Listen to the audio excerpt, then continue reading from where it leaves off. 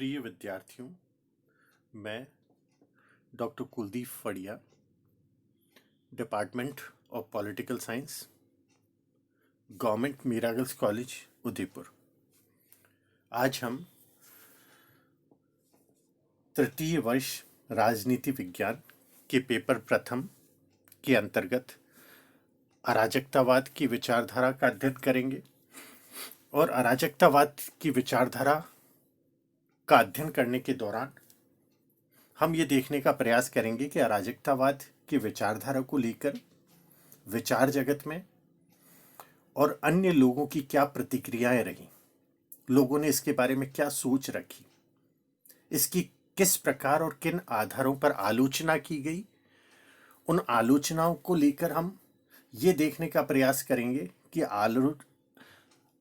आलोचनात्मक मूल्यांकन करते हुए अराजकतावाद की विचारधारा किस प्रकार मानव समाज के लिए, विचार जगत के लिए और राजनीति विज्ञान में अपना एक अलग महत्व रखती है।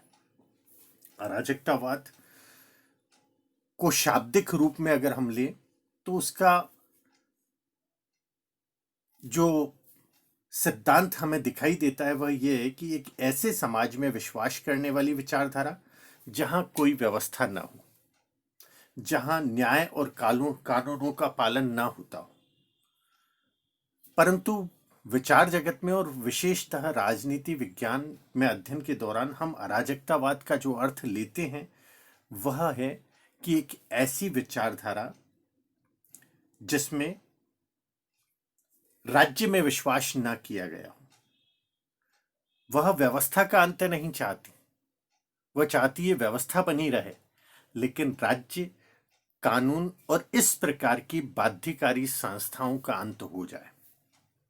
वे चाहते हैं और मानते हैं कि व्यक्ति अपने आप में समर्थ है, व्यक्ति विचारवान है, व्यक्ति बुद्धिशील है, वह अपना भला और बुरा स्वयं सोचने समझने की और उसके आधार पर कार्य करने का सामर्थ्य रखता है।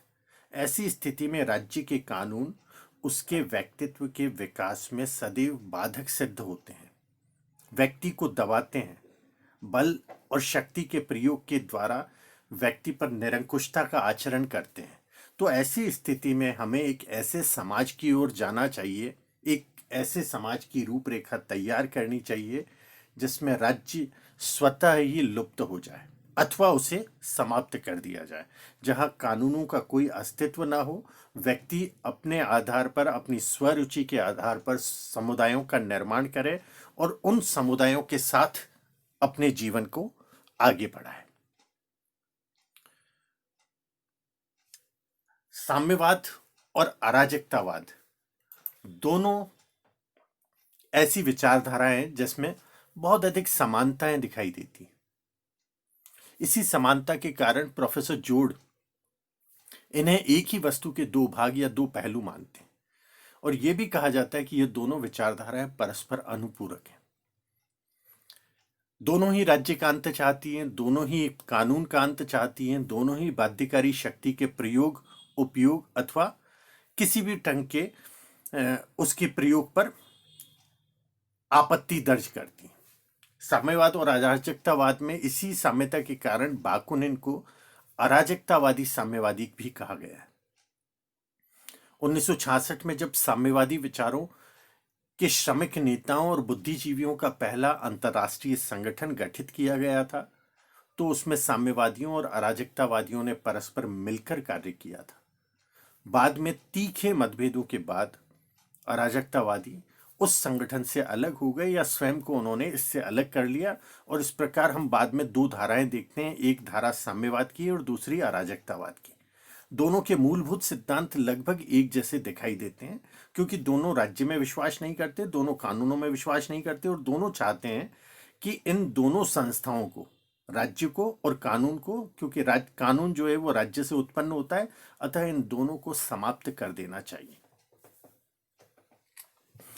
अराजकतावाद के आलोचक यह मानते हैं कि अराजकतावाद एक स्वप्नलोकीय विचारधारा है। स्वप्नलोकी का अर्थ है एक ऐसी विचारधारा जिसका यथार्थ से कोई संबंध ना हो, जिसे विचार जगत में निर्मित किया गया हो और जिसकी व्यवहारिकता न हो, जो पूर्णतः अव्यवहारिक है और इसे यथार्थ में कभी क्रियाशील भी नहीं किया जा सकता। इसका महत्व केवल इस बात से अवश्य दिखाई देता है कि इसमें लगातार राज्य की बुराइयों की ओर संकेत किया गया है। यह अवश्य माना जा सकता है कि राज्य में कई बुराइयां हैं, परंतु उन्हें दूर किए जाने की आवश्यकता है, न कि इस प्रकार की स्थिति कि राज्य को ही समाप्त कर दिया जाए। यह भी कहा जाता है कि राज्य को समाप्त नहीं करना चाहिए, वरन उसमें निरंतर सुधार की गुंजाइश होनी चाहिए। राज्य ऐसी संस्था नहीं है जिसको आंख बंद करके अभिवादन करते हुए उसके प्रत्येक आदेश को गर्दन झुकाकर पालन कर लिया जाए। हम देखते हैं कि अराजकतावादी विचारधारा की आलोचना किन आधारों पर की जाती है। पहला कहा गया है, यह एक स्वप्नलोकीय विचारधारा है। स्वप्नलोकीय विचारधारा का यहां अर्थ लिया गया है कि एक ऐसी विचारधारा जिसे मानवीय सोच ने निर्मित किया है, व्यवहारिक परिस्थितियों ने नहीं। अराजकतावादी विचारधारा यथार्थ से कोसों दूर है।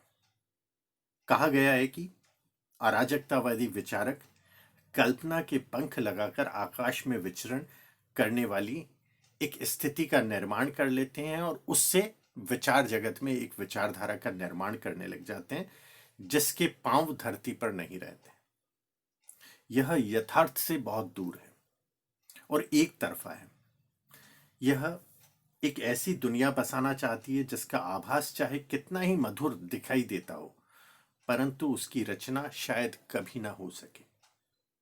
यह सोचना बुरा नहीं है कि हम एक ऐसी दुनिया बसाएंगे जहां किसी भी प्रकार की सत्ता नहीं होगी, किसी भी प्रकार का नियंत्रण और कानून नहीं होगा, परंतु उससे पहले यह सोचना और भी जरूरी है कि क्या वास्तव में ऐसी दुनिया बस भी सकेगी। हकीकत और विचारधारा या दर्शन दोनों में बड़ा फर्क होता है। हकीकत मानवीय नियंत्रण, राज्य, कानून, ये सभी संस्थाएं मानव के विकास के लिए हैं, परंतु अराजकतावादी इसे कतई स्वीकार नहीं करते। दूसरी आलोचना जो की जाती है वह है, अराजकतावादियों के द्वारा मानव स्वभाव का गलत चित्रण किया गया है। यह दर्शन मानव स्वभाव के अंतर्गत मानकर चलता है कि सभी व्यक्ति ईमानदार और नैतिक हैं।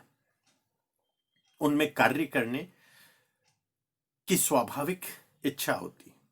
यदि समाज में निजी संपत्ति और आर्थिक विषमता नहीं होगी तो व्यक्ति चोरी और भ्रष्ट कार्य कभी नहीं करेंगे, समाज में अपराध भी नहीं होंगे। परंतु यह दृष्टिकोण एक तरफा है, गलत है।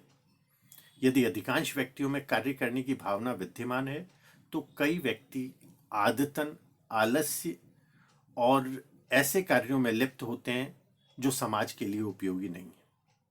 मनुष्य स्वभावतः अच्छाई और बुराई दोनों का मिश्रण है। व्यक्ति यदि पशु नहीं तो देवता भी नहीं है। वह पशुत्व और देवत्व का एक मिश्रण दिखाई देता है। इसी स्वभाव के कारण हम ये नहीं कह सकते कि कानून के अभाव में हर व्यक्ति अपने आप को स्वयं नियंत्रित कर लेगा। तो इस रूप में देखा जाए तो अराजकतावादी मानव स्वभाव का जो चित्र बनाते हैं वो पूर्णतः गलत है। तीसरी आलोचना की गई है कि राज्य सदैव एक बुरी संस्था नहीं कही जाती। अराजकतावादी दर्शन का केंद्र बिंदु ही राज्य और राज्य का विरोध है। वह राज्य को आवश्यक बुराई मानते हैं और मानते हैं कि राज्य अनैतिक है, राज्य शोषण का माध्यम है, राज्य पूंजीपतियों का संरक्षक है और राज्य कोई उपयोगी कार्य करता भी नहीं है, इसलिए राज्य को समाप्त कर देना चाहिए। परंतु ये मत एक तरफा या एकांगी प्रतीत होता है।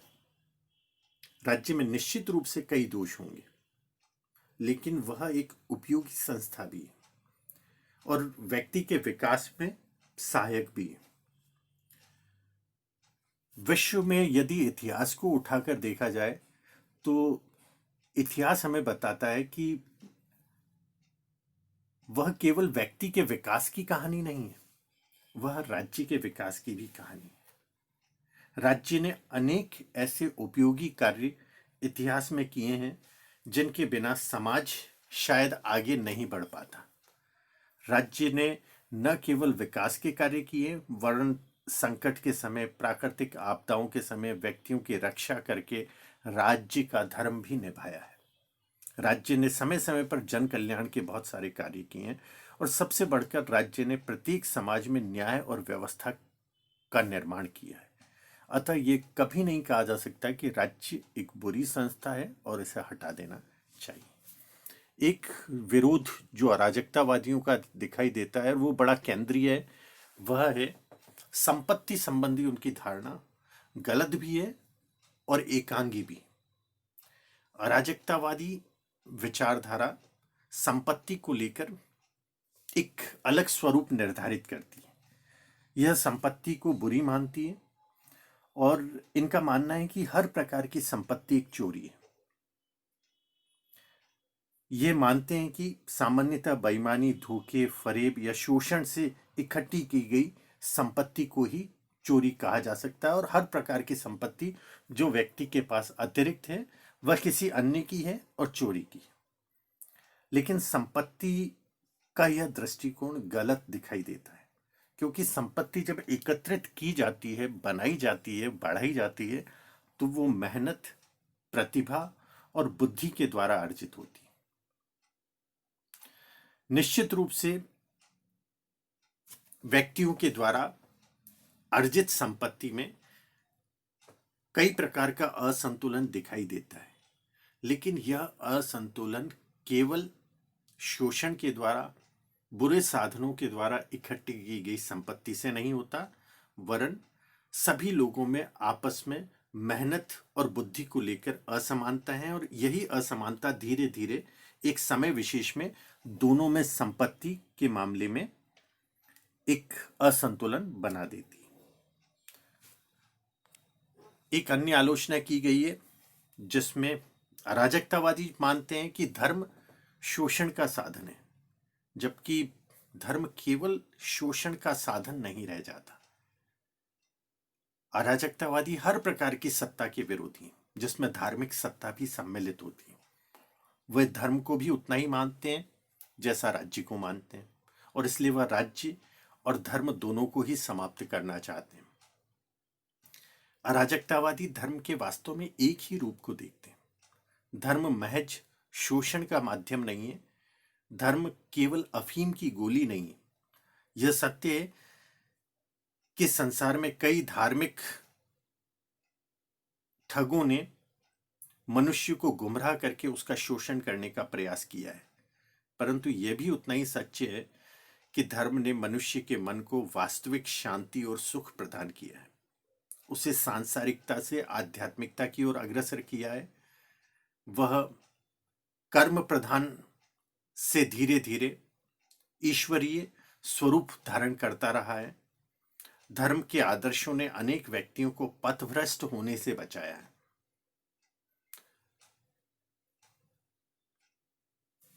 एक अन्य आलोचना लोकतंत्र के संबंध में। अराजकतावादी लोकतंत्र का विरोध करते हैं, लेकिन यह तार्किक नहीं दिखाई देता। अराजकतावादी शासन का विरोध करते हैं और इसीलिए लोकतंत्र का भी विरोध करते हैं और उनका आरोप है कि प्रजातंत्र जनता के हित में नहीं होता, वह जनता के नाम पर केवल मुट्ठी भर धूर्त लोगों का शासन होता है। शासक वर्ग के हित अलग होते हैं और जनता के अलग। प्रजातंत्र में कई कमियां और दोष हो सकते हैं। कोई भी शासन केवल शुद्ध प्रजातंत्र नहीं हो सकता। संसार के समस्त शासन प्रणालियों में आज प्रजातंत्र ही हमें सर्वश्रेष्ठ दिखाई देता है। जे.एस. मिल ने एक सुंदर मत प्रतिपादित करते हुए कहा है कि प्रजातंत्र की कमियों का एक ही इलाज है और वह इलाज क्या है? इन कमियों को दूर किया जाए, न कि इसे समाप्त किया जाए। एक अन्य आलोचना स्वतंत्रता संबंधी दृष्टिकोण को लेकर है। जहां तक व्यक्ति की स्वतंत्रता का प्रश्न है, अराजकतावाद व्यक्तिवाद का प्रतिरूप दिखाई देता है। पाश्चात्य अराजकतावाद केवल उदार व्यक्तिवाद है, और ऐसी अवस्था में अराजकतावाद की स्वतंत्रता की भी वही मान्यता है जो व्यक्तिवाद की, अर्थात स्वतंत्रता हर प्रकार के नियंत्रण से उन्मुक्ति का नाम है। यह बंधनों के अभाव का नाम है। परंतु स्वतंत्रता के संबंध में यह परिभाषा और यह दृष्टिकोण सही नहीं है। स्वच्छंदता को कभी स्वतंत्रता नहीं कहा जा सकता। सभी लोग स्वतंत्रता का स्वस्थ उपभोग कर सकें, इसके लिए स्वतंत्रता पर कुछ सीमाएं, कुछ नियंत्रण आवश्यक भी हैं, क्योंकि इन सीमाओं के बिना कुछ व्यक्ति अन्य सभी व्यक्तियों की स्वतंत्रता को सदैव खतरे में डाल देते। अराजकतावाद स्वतंत्रता के साथ साथ समानता पर बल देता है। फिर भी स्वतंत्रता को लेकर उनका दृष्टिकोण एक तरफा भी है, गलत भी है और अतार्किक है। एक अन्य आलोचना राज्य के अंत को लेकर है। विरोधाभास लिए हुए अराजकतावाद की विचारधारा राज्य का अंत चाहती है, परंतु इसके आलोचक ये मानते हैं कि राज्य का अंत कभी नहीं हो सकता। राज्य विहीन समाज की स्थापना कभी नहीं होगी।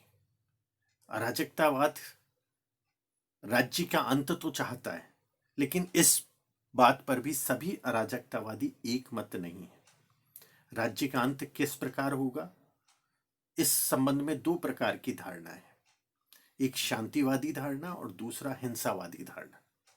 जहां तक शांतिवादी अवधारणा का प्रश्न है, केवल इतना कहना पर्याप्त होगा कि केवल शुभकामनाएं देने से या राज्य के विरोधी मत प्रकट करने से राज्य का अंत नहीं होगा। यह केवल एक स्वप्न हो सकता है, और हिंसात्मक गतिविधि के आधार पर यदि हम राज्य का अंत करने का प्रयास करें तो ऐसी स्थिति में वह स्थिति ऐसी होगी जिसमें मनुष्य का ही विनाश कर देगा। तो दोनों ही स्थितियां अलग अलग स्थितियों में राज्य को समाप्त करना चाहती है, परंतु राज्य किसी भी रूप में समाप्त नहीं हो सकता। हाँ, यह जरूर है कि आलोचक भी कहते हैं राज्य और कानून में जो कमियां हैं उन कमियों को दूर करने का प्रयास करना चाहिए। अराजकतावाद एक दर्शन पर आधारित स्वप्नलोकी विचारधारा कही गई, जैसे क्रियाशील भी नहीं किया जा सकता। उसका महत्व इस बात में अवश्य है कि वह इस ओर इशारा करता है, ध्यान आकर्षित करता है कि राज्य में जो बुराइयां हैं उनका अंत किया जाए। राज्य कोई ऐसी संस्था नहीं है जिसका हर अवस्था में आंख बंद करके अभिवादन करते हुए उसकी आज्ञाओं का पालन किया जाए, बल्कि राज्य के प्रत्येक आदेश को, उसके प्रत्येक कानून को विचार करते हुए उसका निर्माण भी करना चाहिए और उसका पालन भी करना चाहिए। और राज्य के अंतर्गत जो बुराइयां हैं, लोकतंत्र में जो बुराइयां हैं, उन्हें दूर करने की आवश्यकता है, न कि इन दोनों को समाप्त कर दिया जाए। बहुत बहुत धन्यवाद।